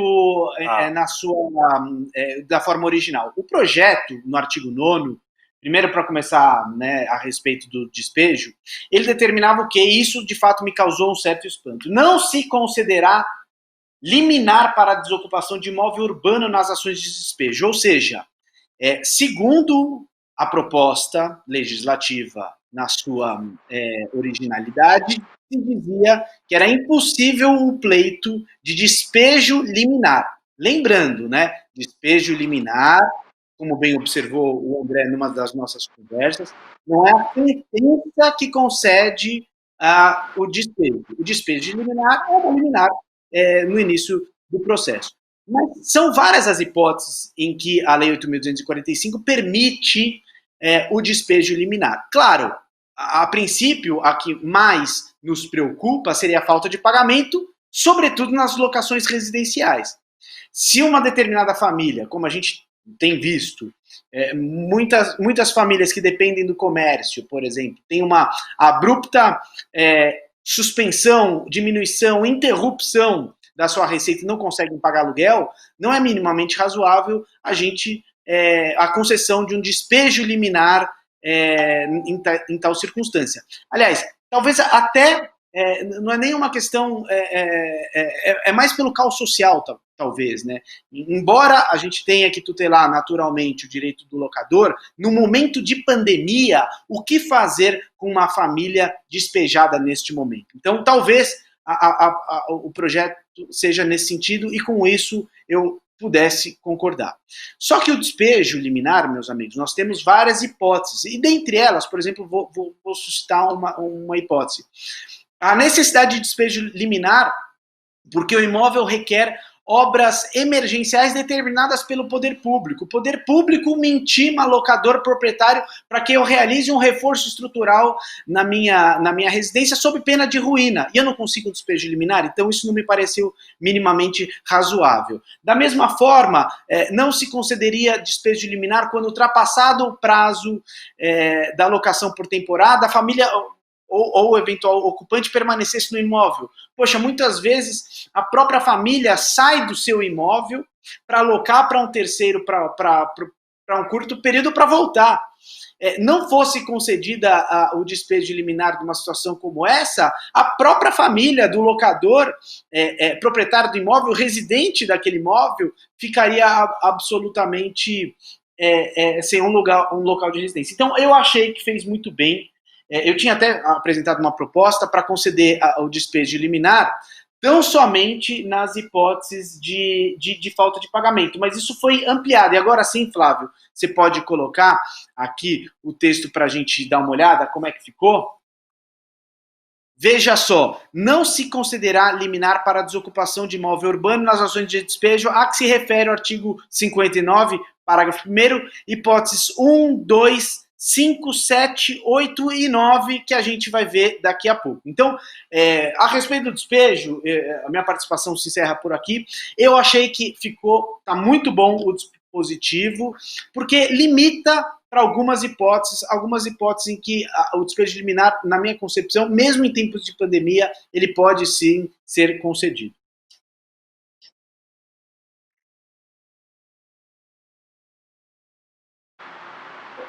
Estou sem áudio, André. Estou sem áudio? Vamos lá, o André está sem áudio. Tá. Vamos lá, agora você está com áudio. Agora sim, agora sim. Quer falar, Simão? Quer falar, André? Alô? André, estamos te ouvindo. Pode falar. Pronto. Flávio, eu queria pedir a você que botasse na meia tela o slide número 5, para o pessoal poder visualizar as hipóteses em que o despejo liminar foi permitido e as hipóteses em que ele não é permitido. E aí eu queria ouvir os comentários ou do Simão ou do Olivar, quem se dispuser a falar primeiro. Eu só vou dar uma contribuição bem pequena. Os despejos não vão ocorrer durante a pandemia, qualquer que seja o fundamento. Não vão, porque é uma questão de saúde pública, tá? Nem despejos por sentença transitada em julgado, nem despejos por qualquer razão. Os despejos acabaram no Brasil enquanto houver a restrição de movimentação. Não é que eles acabaram no Brasil para sempre. A hora que o governo falar voltem para a rua, os despejos voltam. Os meus amigos, as minhas amigas, juízes e juízas, já estão mandando decisões que são assim, ó, despeje-se, ponto. A eficácia da decisão está suspensa até que ocorra o fim das restrições e do confinamento. Então, meus caros, o despejo não sairá enquanto houver restrição, por questão de saúde pública. E é por isso que eu acho que esse dispositivo, para mim, ele é mais estranho do que outra coisa, porque permite o despejo liminar em algumas hipóteses 59 e não permite em outros. Qual é a lógica disso? Esse dispositivo, por mim, era pela supressão do despejo total por causa de saúde pública enquanto durasse a restrição. Só isso. Caiu a restrição, volta a cumprir os despejos todos, com liminar ou com decisão. Simão, mas e se o imóvel requer uma reforma absolutamente urgente? O imóvel está ruindo. Ou se, eventualmente, a família que concedeu uma semana para um estrangeiro ficar no imóvel, saiu do imóvel, precisa retomar. Mesmo nessas hipóteses, você acredita que o despejo liminar não pode ocorrer? Não é que não pode. Ele não vai ocorrer por saúde pública, Gomide. Não é poder ou não poder. Eu acho que pode e deve ocorrer. É por de saúde pública. Ninguém vai fazer cumprir uma liminar num clima de pandemia, pondo em risco sociais, justiça e todos mais, tá entendendo? Então é por isso que não haverá o despejo, por questão de saúde pública. Não porque deve ou não deve. Dever deve. Por de saúde pública só, tá bom? Então não é que eu sou contra. Eu sou contra sujeitar alguém a risco para fazer despejo numa época de pandemia e de confinamento. Só isso. Entendi. Posso falar um pouco? Vamos lá. Vocês estão me ouvindo? Estamos. Sim, perfeitamente. Maravilha. Eu acho que tem algumas considerações. Sabe aquela placa do Eu Já Sabia no jogo da televisão? É a minha brincadeira com esse projeto de lei. Eu concordo integralmente com o Simão. Esse artigo de lei, para mim, ele traz mais dificuldade do que solução. Vamos lá, vamos fazer uns exercícios para a gente entender um pouco? Artigo 9º, não concederá liminar para desocupação de imóvel urbano nas ações de despejo. Concordamos? Estamos falando de imóveis residenciais e não residenciais? Sim? Eu ouvi de vocês. Concordamos? Concordamos. Sim, então, estamos falando de imóveis residenciais e não residenciais. Então, a questão da saúde pública, da dignidade humana, talvez ela seja relativa principalmente nos imóveis não residenciais. Nós temos há alguns anos, eu não vou lembrar exatamente quando foi isso, faz alguns anos, a possibilidade da contratação da locação sem garantia. E por que isso virou uma modalidade muito utilizada? Porque sem garantia você tem a liminar de despejo. O nosso querido Jacques Bouchard, colega nosso, advogado, especialista em locação, escreveu um belíssimo artigo publicado no Migalhas Edilícias, que fala exatamente disso. O legislador não diferenciou aquelas contratações com e sem. Por quê? Aí eu caio no que o Simão falou, porque não vai ter despejo, ponto. Não é isso que a lei fala. Uma pergunta que já me fizeram, mas e naquelas ações de despejo promovidas há 2, 3 anos, que só falta a execução do despejo, já teve sentença? Minha opinião, não vai ter despejo. E não é por causa dessa lei que não vai ter despejo, até porque a lei, em tese, ela permite que haja despejo numa situação como essa. O artigo 1º dela é claro ao dizer que nós estamos falando em situações posteriores a 20 de março.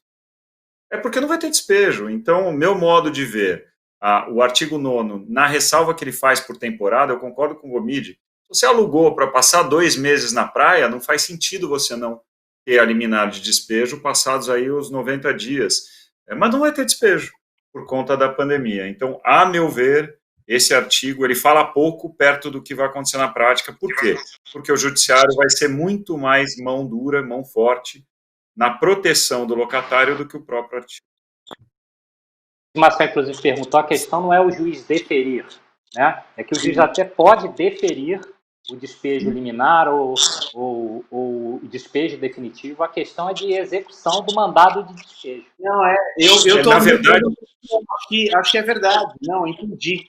A questão não é ter mão, ter braço para fazer o despejo. O oficial de justiça vai lá, não vai. O oficial de justiça não vai lá. Não vai. Entendi. Na verdade, as ações de despejo podem e devem ser promovidas, acho que vão ser promovidas e vão ocorrer. O que o artigo impede é a liminar. Só isso. A liminar em ações promovidas após 20 de março. É isso que está escrito, né? E o que vale para o despejo vale para a reintegração de posse, vale para todas as ações dessa natureza. Abelha, eu ia dizer exatamente isso. Sabe qual está sendo o problema aqui? Os alunos aqui nas perguntas dizem assim, mas como se eu já tenho um título executivo? Eu já posso despejar, transitou em julgado. Você pode, mas não pode, porque ninguém vai pôr alguém em insegurança com saúde pública pandêmica. O problema é que as pessoas estão raciocinando com a caixinha da realidade A. Ela não é a que está vigente hoje. Hoje é um risco de morte de milhares de pessoas. A França bateu 13 mil mortos, gente. Então, nós não estamos vivendo uma brincadeira em que eu ganho, mas não levo. Estamos vivendo uma situação de pandemia com risco de morte. É só isso. O Simão é contra o despejo, eu sou favorabilíssimo ao despejo, mas não colocando em risco a equipe que faz o despejo. E nós, infelizmente, vamos ter que sacrificar o locador, porque não sairá o despejo por causa da pandemia. É só isso, viu? Por isso, Olivar, aí concordamos. Eu não entendo esse 59. Não dá liminar. Eu não entendo. Eu não entendo a lógica de não dar liminar. Para mim, o problema é não despejar por risco à saúde pública. Agora, dar ou não dar liminar, me parece que é uma coisa que fica completamente fora de sentido lógico. Essa é a minha leitura, tá? Posso fazer uma emenda, André? Nesse assunto ainda? Aí a gente já passa a falar do antigo 10º do projeto que saiu no substitutivo. E aí, opinando. O 10º... Você está sem som, André. Mas não na você está tela. sem som. De novo. Agora voltou. Voltou? Flávio, você pode botar em meia tela o artigo, por favor? Ver esse artigo sem perder a imagem do Olivar, por favor? Pode seguir, Na meia tela é o que ele está escrito em vermelho. Então, porque o artigo 9º, ele fala da não liminar em ações de despejo promovidas a partir de 20 de março, né? O artigo mais... Não é essa, é o outra, anterior. Flávio. Você dá um zoom out. O anterior é essa. E o antigo artigo 10º do projeto original da relatora Simone Tebet, que caiu depois de todas as emendas, ela falava Você pode colocar na tela para eu não cometer o equívoco de falar algum termo errado? Eu posso ler aqui. Claro. Um que tem escrito em vermelho. Tá. A gente espera um pouquinho. Só para eu não cometer eu consigo ler. Você quer ler? Lê para a gente, então. Eu acabei de tirar da tela aqui. Estava com ele na minha tela. Aqui. Os locatários residenciais que sofreram alteração econômico-financeira decorrente de demissão, redução de carga horária ou diminuição de remuneração poderão suspender total ou parcialmente o pagamento dos aluguéis vencíveis a partir de 20 de março até 30 de outubro de 2020. Então, vamos lá. O que dizia essa redação que caiu? Isso jogava para a lei o aplauso da moratória, resumindo bastante. E era muito aberto, né? Qualquer alteração econômica financeira, todos nós estamos sofrendo alteração econômica financeira com a pandemia. Alguns, e a grande maioria, para menos, e aqueles que trabalham com delivery de restaurante para mais. Mas alteração econômica financeira todos sofremos. O que dizia aquele artigo que caiu, no meu modo de ver, corretamente? Você simplesmente estava suspenso da necessidade de efetuar o pagamento durante a pandemia. Então, o que ele dizia? O pagamento, como é que é? Poderão suspender o pagamento, total ou parcialmente. Né? E não tratava especificamente de como ficaria esse pagamento e para quando, né?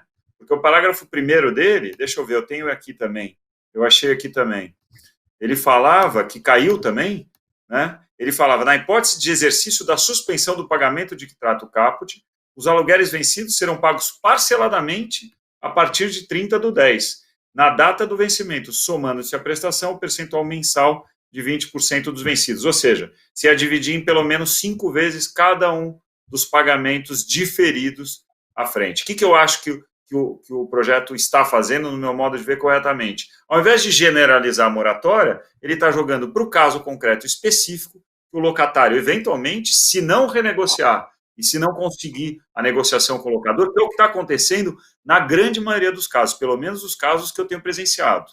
Diversos amigos e clientes têm negociado, sejam eles locatários ou locadores, o eventual diferimento ou até um desconto no valor do pagamento da locação. Se você não conseguir esse acordo, que você procure o judiciário e demonstre o caso concreto da impossibilidade de pagamento, sob pena de declarar uma moratória geral, que eu acho que seria nefasto para a sociedade nesse momento. Mas é só uma opinião também. Bom, inclusive, também eu queria que vocês dissessem para quem está nos ouvindo, a Tássia Ruschel, por exemplo, fez essa pergunta, um abraço para a Tássia, se esse artigo 10 pode retornar na Câmara, ou, não sendo essa a possibilidade, ou sendo a possibilidade não se concretizando, se ele estaria sendo estudado num outro PL. Como é que está essa situação, sim, Simão? É o seguinte, Olivar, André e Gomide, a Câmara vai aprovar uma lei de moratória geral e de suspensão de pagamento de aluguel. Trágico ou não, era melhor que tivesse sido aprovado o PL na sua redação com o substitutivo que eu apresentei com o professor Tartucci e o professor Bunazar, que dizia o seguinte: na aplicação do dispositivo, levar-se-á em conta a situação financeira e econômica do locador também, para não se olhar apenas um dos lados da equação. O fato é que o projeto é alterado, o substitutivo da senadora Simone Tebet tira o 10 e a Câmara está em polvorosa para o 10 voltar. O 10 pode voltar de duas maneiras, Abelha. Uma, se a Câmara se convencer de que consegue aprová-lo agora e o projeto sai com o 10 revigorado. E um 10 que, suponho eu, seja pior do que o 10 original. Mais favorável ao locatário sem entender a dinâmica do mercado de locação. Ou, se a Câmara achar que para a lei emergencial, se aprovar de maneira emergencial, é melhor ela não mexer no projeto, que pode ser uma estratégia da Câmara, o projeto Anastasia, com o substitutivo da Simone Tebet, é aprovado sem o 10 e sai um projeto muito pior que o 10, como o do Freixo, para detonar com o mercado locatício. Assim, a locação, senhores e senhoras, Simão profetiza, não sairá imune à regulamentação legal. E sabem por quê? quem recebe liminar por e-mail já viu a chuva de liminares para não pagar aluguel que o Brasil está sofrendo? Hoje, dia 7 de abril, nós temos centenas de pessoas pedindo e dezenas de pessoas que já conseguiram não pagar o aluguel. Então, Olivar, eu concordo com você e com a Moira que a lei pode trazer uma ideia de calote geral, só que o que eu tô, infelizmente, vendo aqui é uma aposta que eu queria perder, Olivar.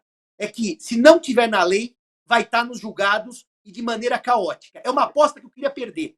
Mas o que eu estou recebendo de liminar, de alunos juízes me mandando, a locação vai entrar em colapso. Agora, eu concordo com o Olivar, naquele grupo que não renegociou. Porque os que renegociaram e fizeram muito bem estão isentos desse caos jurídico. Aliás, Olivar, eu digo para os meus clientes locadores que é hora de renegociar para não cair na mão do judiciário, já que nós vamos ter uma incerteza jurídica violenta. Essa é a minha opinião, Concordo. André. Concordo. Posso dar minhas considerações em 1 minuto, André?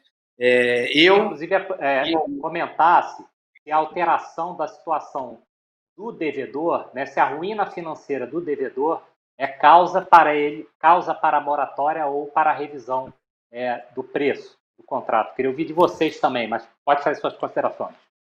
Das minhas considerações, então, André, eu acho o seguinte, bom, da forma como estava o projeto, e pelo que o professor José Fernando Simão aparentemente disse, pode ser o 10º, ele pode ser ainda mais ampliado, pode facilitar ainda mais a hipótese da moratória, né? De fato, o que eu tenho visto, eu acho que os demais colegas poderiam até comentar também, eu nunca na minha vida, na minha curta história aqui na advocacia, eu vi uma renegociação tão rápida e fácil entre locadores e locatários, né? Eu tenho visto locadores fazendo uma concessão bastante elevada, e eu tenho visto também locatários abrindo números. Eu participei aqui, tem um cliente que tem um galpão no Jabaquara, que ele fez uma renegociação com a empresa ele simplesmente pediu a apresentação dos números ali do comércio, o cliente em 5 minutos puxou ali, fez a apresentação, eles firmaram o acordo. Agora, Simão, me preocupa só algumas questões. Por exemplo, na locação residencial, essa moratória que pode retornar é uma moratória permitindo que o locatário deixe de pagar total ou parcialmente o valor da locação, já num percentual estabelecido, para que pague posteriormente.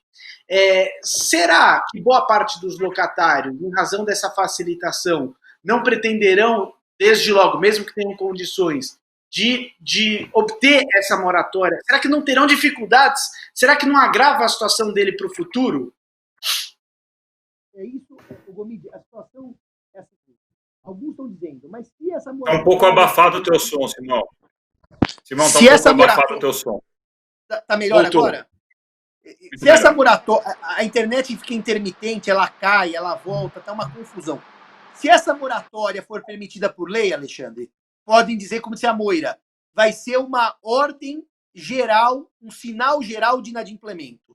É que, como eu estou assistindo, o que você está assistindo, o que o Olivar está assistindo, o que o André está assistindo, com uma grande renegociação na locação, eu não acredito que o brasileiro vá buscar o judiciário em abuso de direito majoritariamente. Porque, se for isso, é uma falência do sistema completo. Mas eu acredito, Alexandre, que no desespero é melhor deixar para pagar de futuro do que pagar agora, tá certo? E pagar de futuro significa uma moratória com cálculos aritméticos. Agora, meus amigos, eu tenho que dar uma notícia para vocês que eu acho que é a mais triste dessa live. É a mais triste dessa live. E eu vou dar para vocês agora. A economia foi pro buraco. Nós vamos ter uma recessão econômica com desemprego e inflação. Então, vocês não vão receber aluguel de ninguém. Vocês vão entrar em massa falida, vão entrar em locatário que desaparece, vocês vão ter dificuldade de realugar imóvel.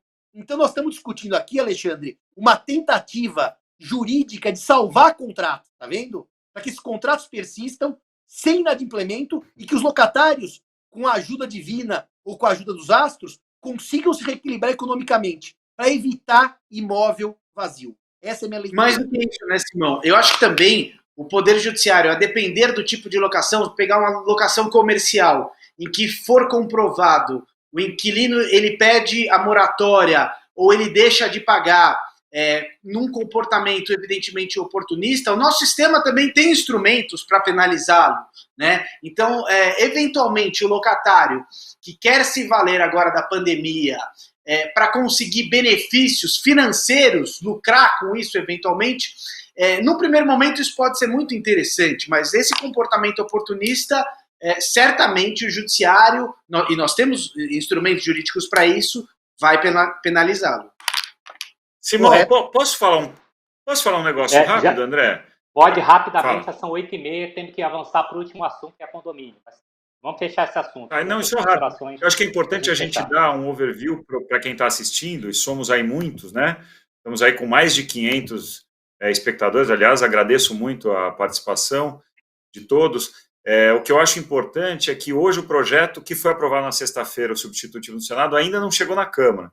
Nós estamos acompanhando atentamente, até para esperar as emendas que virão, e eu queria perguntar para o Simão, aproveitando, se voltar ao texto do 10º, Simão, por um procedimento legislativo obrigatório, vai ter que voltar para o Senado. A Câmara só poderia fazer pequenos ajustes e não alterar substancialmente o projeto. Ou seja, tudo que acelerou e que foi votado a toque de caixa na semana passada esse projeto, se essas alterações entrarem agora, vão voltar, né? É por isso que eu acho, Olivar, que não vão entrar. Eles vão aprovar como está sem o 10º e vão fazer um grande projeto legislativo para cuidar do artigo 10º. E daí vai vir um artigo 10º muito pior do que o atual. Eu estou lendo aqui os comentários do chat só para dizer o seguinte: o substitutivo que eu apresentei com o Bunazar e com o Tartucci levava em conta o locador. Era um parágrafo 5º que o locador, que é aquela velhinha que vive de aluguel, tinha que ser considerada antes de haver redução, tá certo? Só para dizer o seguinte, não havia no nosso substitutivo, Olivar, uma visão unilateral, só o locatário. Nós estávamos incluindo um parágrafo 5º para olhar o locador também. Só que, infelizmente, o artigo 10º dançou por inteiro, na minha visão, para ficar pior para o mercado, que é o que vai acontecer agora com essas mudanças do projeto Freixo e do projeto, como chama o ator pornô, que eu esqueço sempre, Gomes, você que conhece a filmografia, o pornô, o Frota, projeto Freixo e projeto Frota, o pornô lá. Maravilha, gente, vamos então fechar essa live falando do condomínio, artigo 11. Flávio, por favor, coloque o slide correspondente na tela. Omid, queria começar com as suas considerações sobre o artigo 11. Vamos lá. Muito bem. Deixa eu pegar aqui também o artigo 11, agora da forma como está, né? Hoje, para quem quiser também, o Marcelo Barbaresco escreveu um artigo, está lá no Migalhas Edilícias. Qual que é a maior preocupação, né? Eu acho, naturalmente, muito razoável a ampliação dos poderes ao síndico nos condomínios de edilícias para restrição ou limitação de uso da propriedade. Questões evidentes. Em primeiro lugar, restringir as festas, né? Restringir eventualmente o uso de piscina, de churrasqueira. Então, são medidas, a meu ver, bastante salutares. A grande questão, e eu trago isso da prática, é que alguns síndicos, e posso dizer certamente que a minoria dos síndicos no Brasil, são síndicos absolutamente autoritários. É aquele síndico que, com uma medida como essa, com uma medida de ampliação, aquele vizinho que ele não gosta, é a hora dele utilizar um poder eventualmente abusivo. Então, a meu ver, o artigo 11 ele é um bom artigo porque ele restringe o uso da propriedade. Daqui a pouco a gente pode fazer a leitura dele. O Marcelo Barbaresco fez uma interpretação, a meu ver, conversei com ele, discordava dele, porque, segundo ele, o parágrafo único do artigo 11 ampliaria os poderes de o síndico limitar a propriedade autônoma também, e eu não li isso do parágrafo único. A minha única questão é, eventualmente, que tenhamos uma lei, o artigo 11, ele tem que ser um sistema que não permita, talvez, posturas arbitrárias. Por isso, eu tinha sugerido, talvez, hoje em dia, refletindo, isso possa engessar um pouco a vida condominial, eu tinha sugerido que todas as decisões unilaterais promovidas pelo síndico de limitação das unidades, das áreas comuns, que fossem referendadas numa assembleia, ainda que seja uma assembleia virtual. Tá? Então, eu gostaria de ouvi-los, a gente pode colocar esse dispositivo na tela. Eu concordo com o artigo 11, mas justamente a preocupação é uma preocupação de um advogado que trabalha de forma prática com os condomínios e que muitas vezes a ampliação de poderes ao condomínio pode trazer muitos prejuízos. Vou trazer alguns exemplos aqui, pessoal. Síndicos que não estão permitindo mudança de poucos móveis, ou seja, muitas vezes, meus amigos, a devolução da unidade requer tão somente a retirada dos móveis. E às vezes está faltando ali a retirada de uma mesa, né? E aí o síndico pura e simplesmente não permite a retirada dessa mesa, mesmo que, eventualmente, a empresa comprove que vai com poucos funcionários, que vai fazer higienização do elevador. Posso só te fazer uma pergunta, Gomide? Uma pergunta? Se amanhã você abrir a Folha de São Paulo e nós tivermos com o Pico da Itália, com 8 mil mortos em São Paulo, você mantém tudo que você está dizendo ou você está raciocinando na normalidade? Você não está vendo morrer gente? Eu estou raciocinando isso. Sabe o que eu estou dizendo isso para vocês? Em São Paulo, por exemplo, porque a lei está tentando evitar que não tem uma hipótese ainda. Eventualmente disso ser aprovado agora e o síndico pura e simplesmente não autorizar, por exemplo, que eu venha retirar os livros que estão aqui atrás. E daí você vai ao judiciário e pune o síndico. O problema é que nós estamos raciocinando pela exceção. A regra é que a pandemia dizimou o norte da Itália. A regra é que a pandemia dizimou a Espanha. E nós estamos discutindo se o síndico pode ou não pode cometer arbitrariedade, gente. Isso é um desvio de categoria. O síndico arbitrário vai ser punido na arbitrariedade, até com perdas e danos. O que nós estamos tentando fazer hoje é evitar que a pandemia vire um mal enorme para o sistema de saúde. O colapso do sistema de saúde. E nós estamos discutindo o síndico que impede mudança. Mas que direito nós estamos vivendo? Da realidade A, da realidade da euforia, da realidade da festa. Esse é um direito da dor, é um direito do sofrimento, é um direito de morte. E criticar o projeto desse... Não, deixa eu só te dar mais um exemplo. Síndico que não permite a entrada de chaveiro para que o proprietário da sua unidade acesse a sua residência. É desse tipo de medida que também na prática a gente precisa trabalhar. Deixa eu falar. Posso falar, André? Deixando claro. Você está sem áudio, André. Está sem áudio. Por isso. Falou. Agora sim, voltou. Sim. Não, só para organizar o debate, deixar claro que o artigo 11, inciso 2, ele é específico com relação a reuniões, festividades e uso de vaga de garagem por terceiros. Exatamente. O síndico pode restringir, né, ilimitadamente o uso da área de propriedade exclusiva. É só para a gente focar. É isso que eu queria falar. Então, eu acho que assim, não vou continuar falando, que eu acho que não tinha que ter esse artigo aqui, porque esse artigo mais está trazendo confusão do que resolvendo. Só estou falando de todos, tirando da prescrição e da decadência, que eu acho oportunos. Olha cada problema que a gente tem aqui, pelo menos que eu enxergo.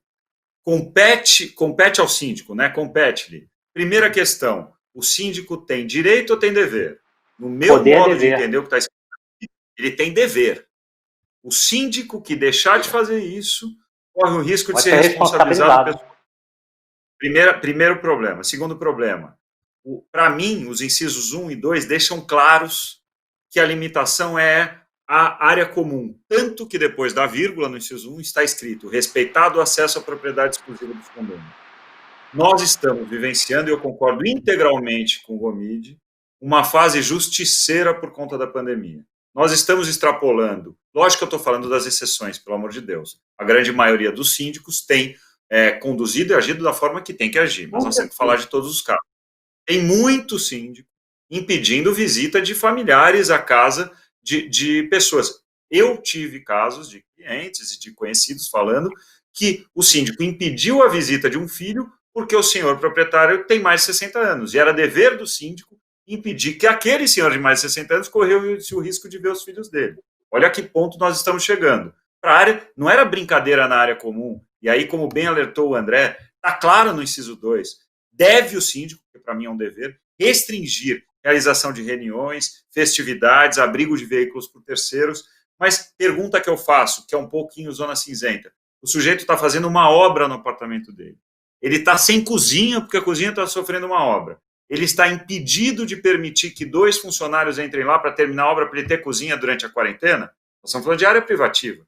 O funcionário pode sim, e acho que deve, ser obrigado a usar luva, a usar máscara, entrar com registro, tudo que tem que ser feito. Mas o cara vai continuar, pelo menos até 30 de outubro, sem ter a possibilidade na área privativa dele de realizar uma obra que, a meu ver, é necessária. Porque as pessoas estão misturando, elas estão entrando no parágrafo único, que é parágrafo único no inciso, que fala: não se aplicam as restrições e proibições contidas nesse artigo para casos de atendimento médico, obras de natureza estrutural ou benfeitorias necessárias. Onde? Do meu modo de ver, na área comum. Porque a área privativa, no rol do 1 e 2, ela não entrou em momento algum.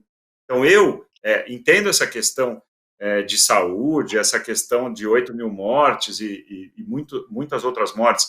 Acho que esse cuidado é fundamental, mas acho sim que temos que tomar muito cuidado com a tirania do síndico. E tenho para mim que esse artigo vai gerar distorção, já tem gerado distorção, e tem muito síndico que está extrapolando os seus poderes para se falar, inclusive, de problemas, às vezes, que antecedem 20 de março, e tentar pacificar como se judiciário fosse uma situação de acordo com a cabeça dele. Meus caros, só para devolver, eu vou falar em 1 minuto. Eu acho, Olivar, até que eventualmente nessa hipótese, poderia até haver uma restrição na reforma da cozinha. Poxa, mas está sem a pia da cozinha, mas tem o tanque da cozinha. Eventualmente é uma situação de pandemia. Eu gosto do artigo 11. O artigo 11, na minha concepção, ele está bom. Eu só temo essas posições arbitrárias. Mas eu digo, meus amigos, impedir o chaveiro. O artigo 11, ele impede o chaveiro? Não, ele não impede o chaveiro acessar. Mas a interpretação de alguns poucos síndicos é justamente essa. Ou não permitir que, por exemplo, eu vá visitar o meu pai também da mesma forma. Mas da forma como está, numa boa interpretação do artigo, eu acho, sim, ele necessário. A gente só pode, na prática, não deixar que os síndicos entendam que há uma ampla, amplos direitos. Estou de acordo, Simão, Gomes. você tem alguma consideração? Eu queria ouvir as considerações do Simão, eu só queria dizer o gente seguinte para então vocês. passar para as considerações finais. Eu vou fazer as minhas finais já, por assim já poupo o tempo e depois eu vou a palavra ao seu presidente da mesa. Nós estamos... quem fala para essa câmera, por meio do celular, é um sujeito libertário economicamente. Eu sou a favor do mercado, eu sou a favor da livre iniciativa, eu sou um dos caras que é um dos maiores críticos à boa-fé. Aliás, o Olivar, naquele dia, no escritório sobre cláusula penal, viu minhas críticas à intervenção judicial nos contratos paritários. Só que eu sou um libertário. Eu sou um libertário, eu sou a favor da autonomia privada. Eu li várias observações que fizeram aqui para mim. Não, mas como é que fica o livre empreendedorismo, a minha liberdade? É que as pessoas não leram o que eu escrevi. Eu sempre fui um libertário convicto, André, Gomide e Olivar. Só que eu entendo que desperate situations require desperate measures. Situações inspiradoras têm medidas inspiradoras. O que nós estamos vivendo é uma crise sem precedente.